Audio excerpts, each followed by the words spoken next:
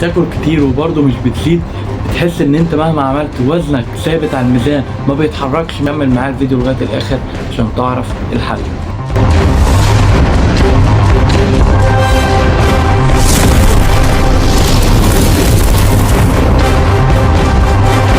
النحافة مش معناها ان انت مش بتاكل كويس. انا عارف ان انت بتدخل وجبات كتير، بس مهما بتدخل انت ما بتزيدش. بتبقى مشكلة بسبب 4 حاجات: يا بسبب حرق عالي، يا بسبب اكل غير مناسب، يعني اكل سعراته قليلة وحجمه كبير، يا اما قلة في النوم والتوتر الزايد عن اللزوم. استرس في معظم اليوم هيسبب لك برضو ان ميزانك ينزل وان انت تبقى عرضة ان انت من الناس اللي يبقى عندك نحافة.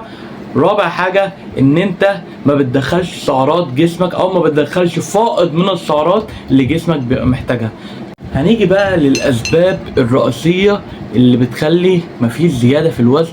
اول نقطة عدم ممارستك للرياضة، عدم ممارستك لتمرين مقاومة، لانك حتى لو زدت وانت بتعاني من النحافه وانت ما بتتمرنش تمارين مقاومه، هتلاقي معظم الوزن اللي انت زدته ده هتلاقيه معظمه دهون، فهو ملهوش لازمه. بالعكس ده هيضرك، بدل ما بتنفع جسمك انت كده بتضر جسمك.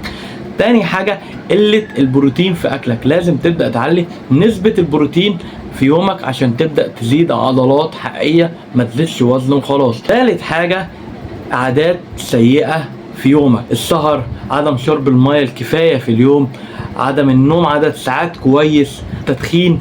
كل ده هيأثر معاك على زيادة العضلات. هتقول لي التدخين، طب التدخين ما بيأثرش على العضلات بشكل مباشر، بس هيأثر عليها بشكل غير مباشر. تعال انا اقول لك ازاي. هيأثر عليك لما انت تبقى شخص مدخن، بيبدأ نفسك بيقصر او ما بتعرفش تاخد نفس، رئتك بتضعف، ما بتقدرش تستوعب كمية اكسجين كتيرة، فبالتالي هتيجي في التمرينة مش هتقدر تأدي، مش هتقدر تحمل اوزان تقيلة، مش هتقدر تعمل تدرج في الاوزان، فمش هتزيد عضلات ولا هتزيد في الميزان. الحل هتعمل ايه؟ هتمسك وزنك هتضربه في 30 او 35. النتيجة اللي هتطلع هتضربها في 1.3، يا تضربها في 1.5، يا تضربها في 1.9. تمام؟ امتى دي وامتى دي وامتى دي؟ هتضرب في 1.3 لما يكون يومك او شغلك على مكتب، شغلك ما بتتحركش كتير، قاعد طول اليوم في البيت، بتضرب 1.3. لو انت واحد شغلك متوسط ولا في راحة كتير ولا في مجهود كتير، هتضرب 1.5.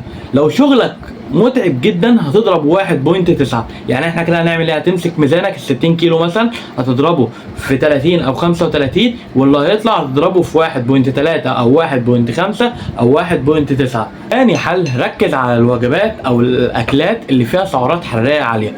معاك جميع انواع الكرب: الرز، المكرونه، البطاطس، البطاطا. اكتر نوع كرب هتلاقي فيه سعرات حراريه عاليه الشوفان. تمام؟ وحاول تبدأ تهتم بإيه؟ تهتم بالدهون الصحية. الدهون الصحية مش هتاخد مساحة كبيرة في معدتك، بس مليانة سعرات ومليانة فيتامينات، وهتفيدك في هرموناتك كمان. يعني مش هتفيدك كزيادة وزن بس، دي هتفيدك في هرموناتك كمان من جوه. ثالث حاجة، هتبدأ تقسم وجباتك، بدل ما تكبسهم في 3 وجبات، لا خليهم 5. قسمهم، خليهم 5 او خليهم 6 يا عم.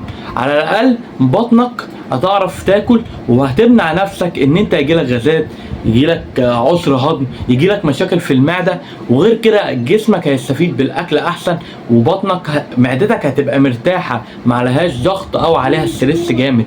تمام؟ تبدا تقسم وجباتك، هتلاقي نفسك عارف تاكل وجباتك، عارف تدخل وجباتك، بتستطعم بالاكل.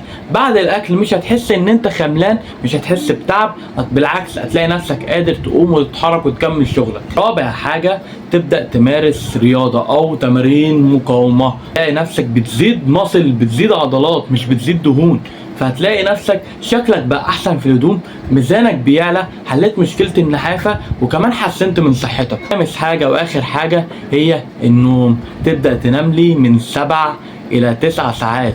تمام؟